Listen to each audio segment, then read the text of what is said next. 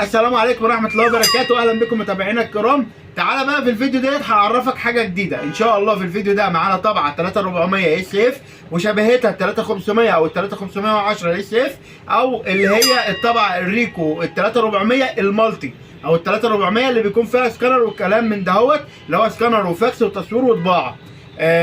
دلوقتي ان شاء الله معانا العربيه ديت او المكنه الخاصه بالتصوير، هنعرف ازاي في الفيديو ده نغيرها، او لو حابب ان انت تخش تنضفها عشان الصوره بهتانه هتعرف برضو ازاي تفكها وتوصل لحد عندها وتنضفها او تغيرها. الفيديو هيفيدك جدا، ما تروحش في حته تانيه لو عندك المكنه دي، واستناني بعد الان.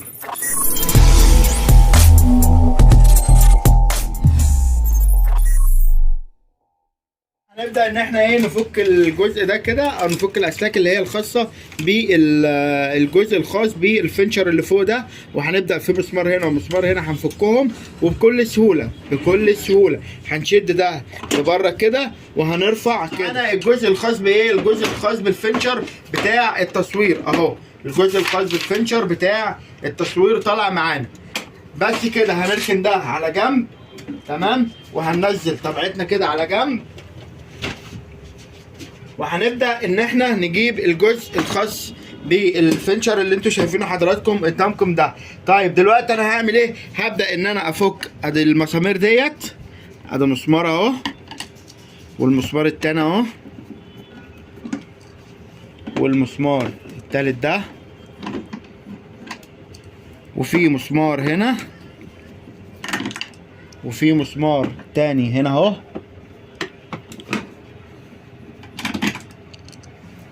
والمسامير اللي هي ورا في الظهر ده اهي.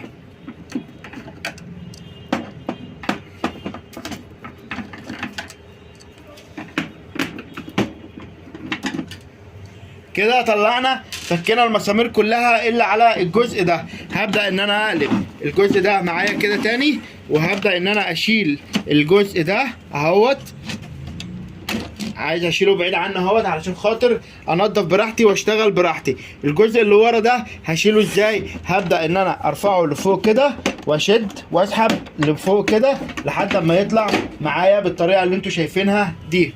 طلع معايا اهو، هحطه في جنب برده بعيد عني. هبدا ان انا اشيل بقى الجزء ده. الجزء ده بيتشد لفوق بره كده. بانت معايا العجله اهيت او العربيه بتاعه التصوير، بانت معايا وزي الفل. طيب انا هبدا بقى ان انا اغير الجزء التالف ده. هغيره ازاي؟ هبدا من هنا ان انا اشيل المسمار ده. هبدا ان انا اشيل المسمار ده زي ما انتم شايفين حضراتكم كده، علشان احرر الحديده اللي موجوده هنا دي.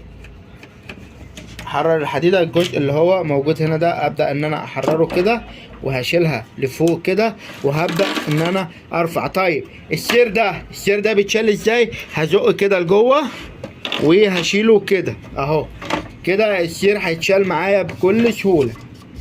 كده السير اتشال معايا اهوت بكل سهوله خالص من غير اي مشكله. والجزء ده هبدا ان انا اشده لبره كده اهو.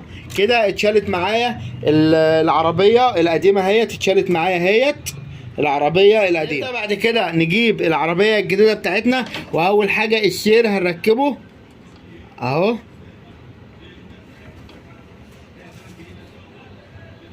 هنبدا نركب السير في مكانه هنا اهو.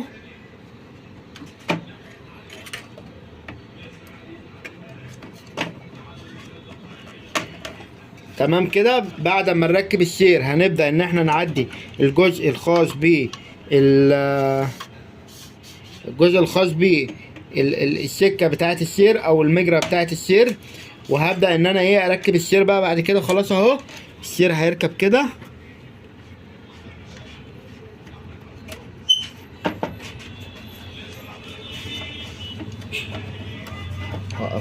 ابدا ان انا اركب السير من ورا كده، من عند الترس بتاع الموتور كده، ومن الجزء ده كده هبدا ان انا اشد دي بصباعي كده لجوه، وهبدا ان انا اركبه فين؟ هبدا ان انا اركبه في مكانه التاني ده كده.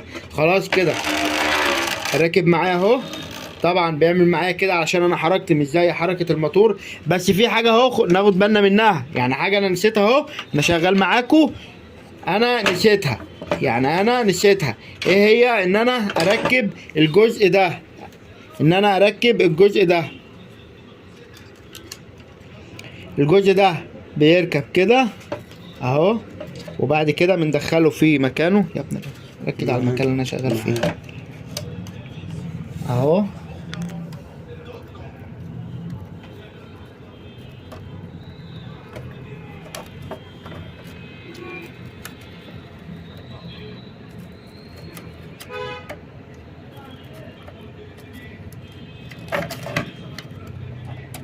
ركبناها في مكانها، هنبدأ ان احنا هنقفل القفل ده عليها كده علشان نتأكد ان هي في مكانها صح. وبعد كده هنرجع نعمل الخطوات ديت اللي احنا قررناها قبل كده. هنركب الجزء المعدن ده او الجزء الحديد ده ونركبه في مكانه كده. وهبدأ بقى ان انا اركب ايه؟ اركب السير الخاص بالعربية بتاعة التصوير. السير الخاص بالعربية بتاعة التصوير اهي. خلاص كده هنبدأ بقى ايه، احنا خلاص خلصنا الجزء ده، هنبدأ ان احنا نقفل الجزء ده. هو الجزء ده ما هو الا مجرد ان هو بس ايه، علشان خاطر الجزء ده ما يطلعش من مكانه، الجزء الحديد ده ما يطلعش من مكانه. خلاص كده انا قفلته تمام. انا كده قفلته اهوت. هخليها اليمه ديت علشان يبقى يروح مع المكنه اول ما تقوم. طيب هبدا ان انا اجيب الجزء الخاص بالازازه وهبدا ان انا اركبه في مكانه. هبدا ان انا اركبه فين؟ في مكانه اهو زي ما انتم شايفين كده. واسمع صوت التكه ديت ان هو ركب في مكانه تمام. بالراحه كده واحده واحده لحد اما اتاكد ان هو دخل في مكانه. تاني حاجه هجيب الجزء ده وان انا هحط السوكت بتاعه كده اهو، وهبدا برضو ان انا احطه في مكانه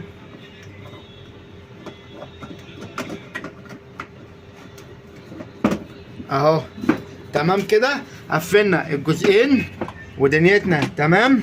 هبدا ان انا امسك الجزء ده بايد كده،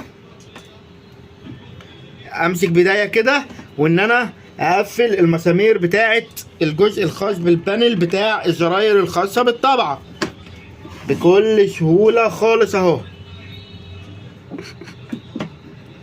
طبعا بقفل المسامير بالطريقه اللي انتوا شايفينها ديت. هبدا بقى ان انا اقفل المسامير اللي ورا ديت اهو.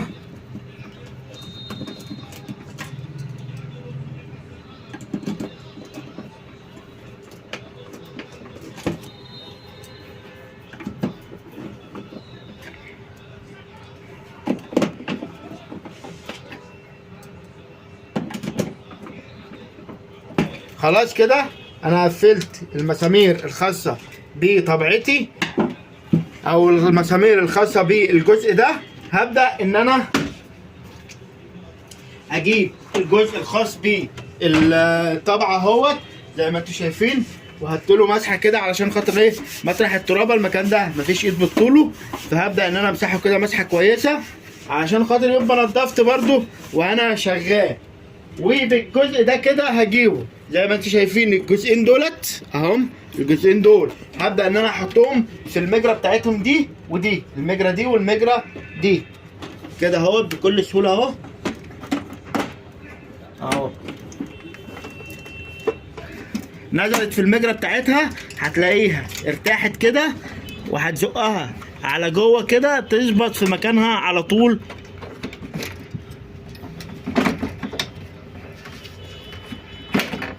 اهو.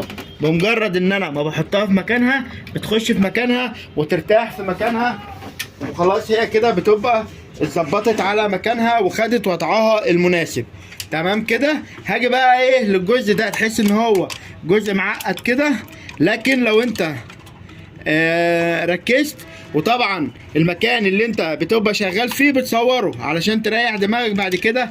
لو في حاجه تاهت منك او حاجه ترجع للصور بتاعت حضرتك اللي انت كنت مصورها، هتلاقي اللي انت كنت عامله موجود، فبالتالي هتلاقي الدنيا سهله معاك. تمام كده؟ عشان لما ترجع له تلاقي ان الدنيا سالكه معاك وما فيهاش اي مشكله ان شاء الله. هبدا بقى ان انا اركب ايه؟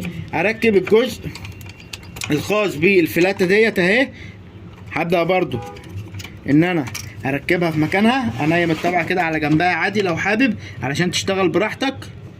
تمام، بس يفضل ان الحباره ما تكونش موجوده في الطبعه. هفتح الجزء ده كده وهبدا ان انا احط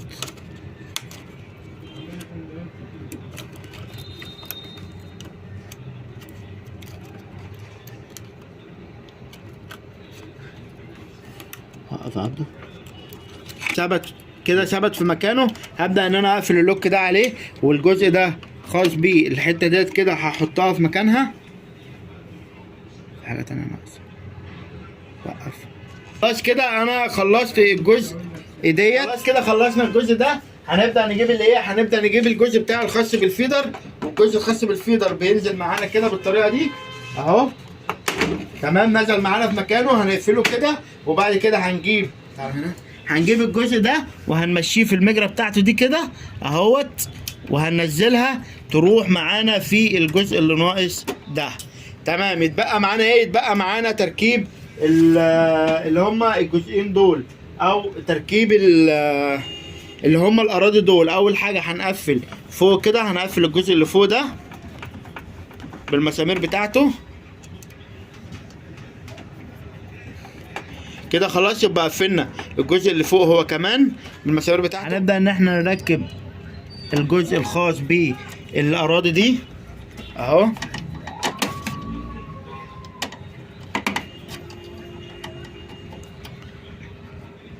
تمام، وادي الارض التاني اهو. هنبدا برضو ان احنا نركبه.